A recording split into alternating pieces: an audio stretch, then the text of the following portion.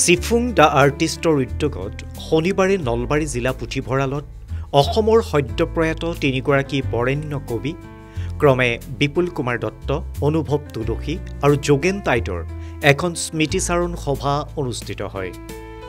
কবি তিনিগৰাকীক সশ্ৰদ্ধ সোঁৱৰণ কৰাৰ লগতে তেওঁলোকৰ সৃষ্টিৰাজিৰ মূল্যায়নৰ বাবে কবি সন্মিলন আৰু তেওঁলোকৰ কবিতাৰ আবৃত্তিৰো এক মনোৰম অনুষ্ঠান ৰূপায়িত হয়।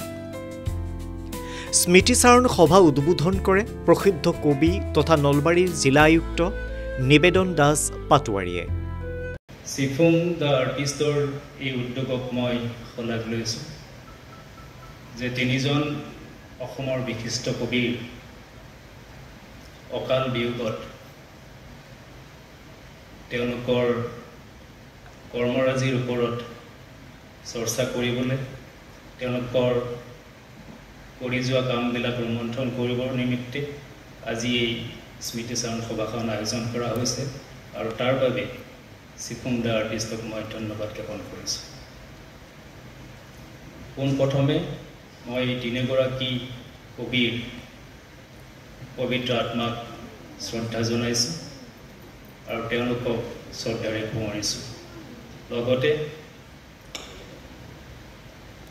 আন্তঃৰাষ্ট্ৰীয় খ্যাতিসম্পন্ন বাঁহীবাদক দীপক শৰ্মাৰ জন্মদিনৰ শুভেচ্ছা জনাইছোঁ।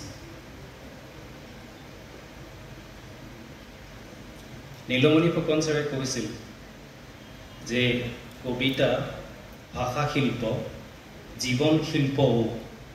কবিতা ভাষা শিল্প, জীৱন শিল্প। আৰু লগতে তেওঁ কৈছিল যে পৃথিৱীৰ সকলো কবিয়েই সম্ভৱতঃ বাঞ্ছা কৰে পৃথিৱীৰ সকলো মানুহ কবি হওক। তেখেতৰ এইটো ইচ্ছা আছিল, বাঞ্ছা আছিল। ঠিক একে সুৰতে গৈ অনুভৱ তুলসী ডাঙৰীয়াই কৈছে যে কবিতা ভাষা বা বচন নিৰ্ভৰ কলা আৰু সেই ভাষাৰ গতি বচনাতীতৰ দৰে। পিনে মোৰ বাবে কবিতা কিজানি সেই বচনাতীতৰে সন্ধান, এইবুলি তুলসী ডাঙৰীয়াই কৈছে। স্মৃতিচাৰণ সভাত মুখ্য অতিথি হিচাপে উপস্থিত থাকে প্ৰসিদ্ধ কবি নীলিম কুমাৰ। আজি এনেকুৱা এটা দিনত সঁচাকৈ উপস্থিত থাকি ভাল পাইছোঁ।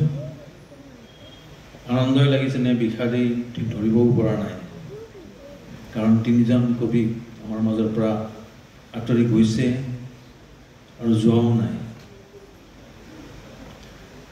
অনুভৱ তুলসীৰ লগত আমি একেলগে কবিতা আৰম্ভ কৰিছিলোঁ, লিখা আৰম্ভ কৰিছিলোঁ ৮০ৰ দশকতেই। গতিকে অনুভৱটা কেতিয়াও পাহৰিব নোৱাৰোঁ। প্ৰতিটো দিনেই অনুভৱটাৰ লগত থকা সেই সময়বোৰৰ কথা মনত আহি থাকে। ঠিক তেনেকৈ বিপুল দত্ত পাহৰিব নোৱাৰা এক ধৰণৰ কবি। তেওঁৰ সেই বন কৰা ছোৱালীজনীৰ পৰা বিভিন্ন ধৰণৰ কবিতাই সদায় বিমুগ্ধ কৰি আছে, মুগ্ধ কৰি ৰাখিছে।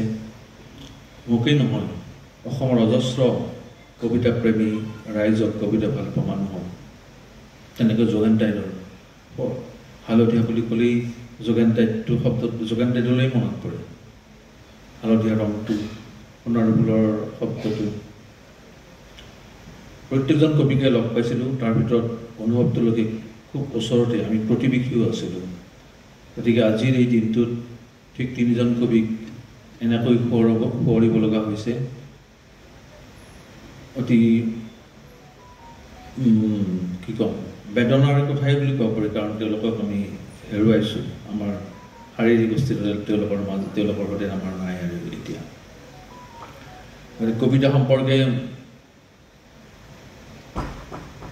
নিবেদন দাস পাটোৱাৰী বহুখিনি কথা ক'লেই, যিখিনি কথা ক'লেই সঁচাকৈয়ে। স্মৃতিচাৰণ সভাৰ পাছতে প্ৰয়াত কবি তিনিগৰাকীৰ কবিতাৰ আবৃত্তিৰ এক অনুষ্ঠানত অসমৰ বিভিন্ন প্ৰান্তৰ বিশিষ্ট আবৃত্তিকাৰসকলে বিপুল কুমাৰ দত্ত, অনুভৱ তুলসী আৰু যোগেন টাইটৰ কবিতা আবৃত্তি কৰে। আবৃত্তিকাৰ নৱজিৎ ডেকা, মনীষা তালুকদাৰ, নজৰুল ইছলাম, শিৱানী দত্ত, দীক্ষিত ৰাজ বেজবৰুৱা, ডাক্তৰ ধ্ৰুৱজ্যোতি ডেকাকে ধৰি বহুকেইগৰাকীয়ে কবি তিনিগৰাকীৰ কবিতাৰ আবৃত্তি কৰে। একে গছৰ ছাত বহিও কোন কাৰ চিনাই, একেখন বিচনাত শুইও ক'ব নোৱাৰে ইজনৰ পৰা সিজনৰ দূৰত্ব কিমানখিনি। অথচ আমি জানো ভোকৰ সময়ত সকলোকে নাৰাগে ৰুটি। 21 শতিকাই দিবনে সকলোৰে মুখত ৰুটি কুচি? ৰুটি বিচাৰিলেই হ'ব লাগিব অস্ত্ৰৰ সতে মুখামুখি।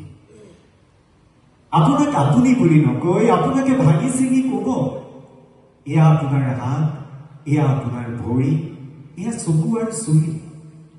আপোনাৰ ভিতৰত আপুনি যেন কেইবাটাও জাতি। অতএব ৰুটি বিচাৰিলেই আপোনাক দিব পাৰে কবৰৰ 6 ফুট মাটি অথবা কাৰাগাৰৰ অন্ধকাৰ পুখুৰী।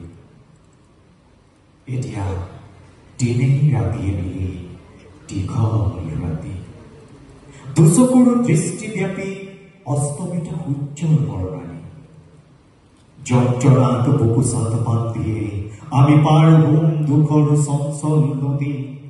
উৰে ৰাতি পাৰ হৈ কুঁৱলী ফালি সূৰ্যৰ সোণালীৰে আশা ভৰা দুখ মুকালে।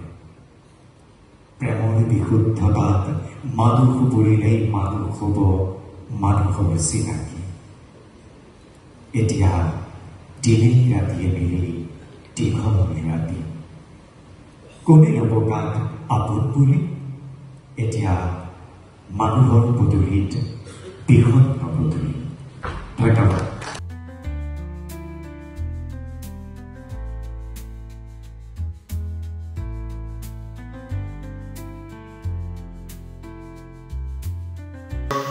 নতজানো এটা গান,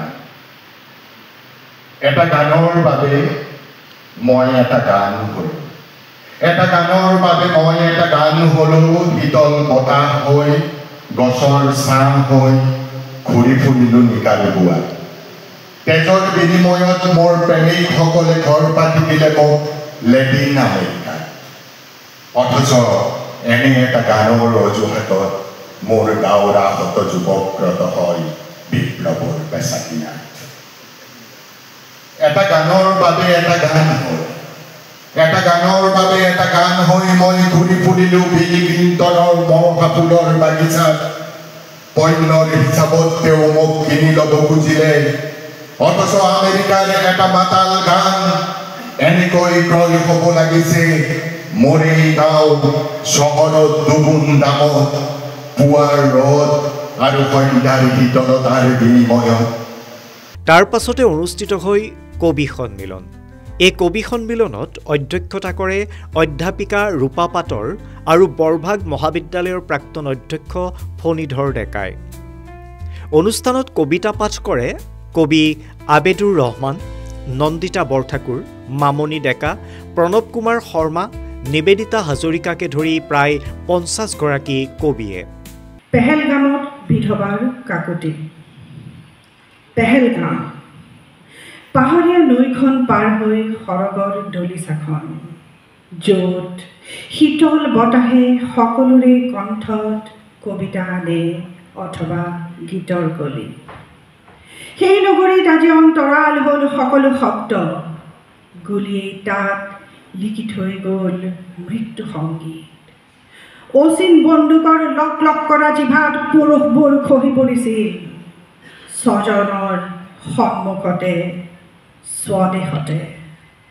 এটা এটাকৈ প্ৰতিটো ঘৰৰ মুধচ খহি পৰিছিল সিদিনা। পত্নীৰ কোলাৰ পৰা মূৰটো ঢলাই নিচেই এপলকৰ ভিতৰতে নিৰ্বাক সব হৈ পৰিছিল স্বামীজন। এই অনুষ্ঠানতে বিশিষ্ট কবি কমল কুমাৰ জৈনক বিপুল কুমাৰ দত্ত কাব্য বঁটা প্ৰদান কৰা হয়। আনহাতে ৰিটেন ক্ষেত্ৰী কাব্য সংগঠক বঁটা প্ৰদান কৰা হয় প্ৰসিদ্ধ কবি সংগঠক অজিত কুমাৰ ৰায়ক। আৰু যোগেনটাইত কাব্য সংগঠক বঁটা প্ৰদান কৰা হয় বিশিষ্ট কবি সংগঠক লক্ষী ফিলোবাৰীক। সন্ধিয়া গীত মাত নৃত্যৰে আন্তঃৰাষ্ট্ৰীয় খ্যাতিসম্পন্ন বাঁহীবাদক দীপক শৰ্মাৰ জন্মদিন উদযাপন কৰা হয়।